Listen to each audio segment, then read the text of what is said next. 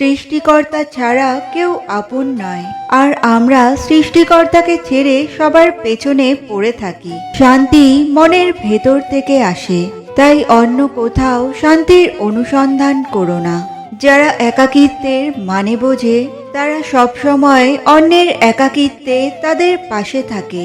জীবনে এতটা সংগ্রাম করুন যাতে আপনার বাচ্চার আত্মবিশ্বাস বাড়ানোর জন্য অপরের উদাহরণ দিতে না হয়। নিজের হতাশার জন্য কখনো অন্যকে দায়ী করো না, বরং নিজেকে দায়ী করো অন্যের থেকে অতিরিক্ত আশা করার জন্য। আমি সেই সিংহের বাহিনীকে ভয় পাই না যাদের ভেড়া নেতৃত্ব দেয়, আমি ভয় পাই সেই ভেড়া বাহিনীকে যাদের সিংহ নেতৃত্ব দেয়। কাউকে ঠকানোর মধ্যে গর্বের কিছু নেই, কিংবা নিজেকে বড় ভাবারও কিছু নেই, বরং একজন ঠকে যাওয়া মানুষকে ভালোবেসে তার পাশে সারা জীবন থাকাই হলো গর্বের বিষয়। যেখানে যার যতটুকু মূল্য দরকার সেখানে তাকে ততটুকুই দেওয়া উচিত। কাউকে অতিরিক্ত মূল্য দিয়ে তার কাছে নিজেকে সস্তা করে ফেলো না।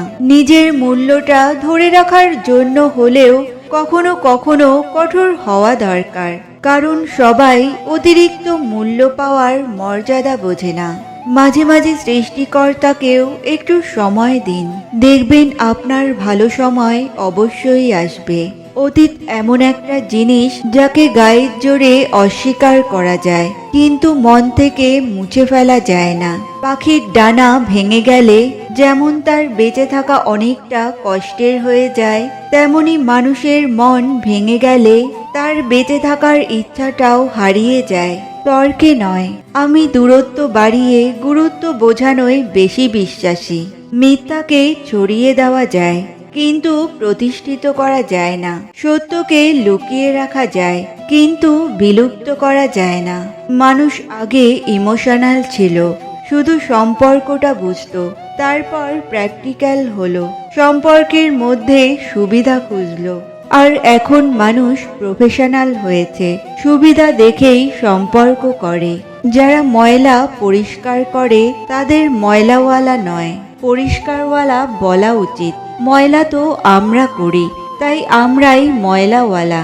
একটা প্রদীপ দিয়ে হাজারটা প্রদীপকে জ্বালানো যেতে পারে, কিন্তু তাতে সেই প্রদীপের আলো কখনো কমে যায় না। ঠিক সেভাবেই খুশিকে সবার সাথে ভাগ করে নিলে খুশি কখনোই কমে যায় না।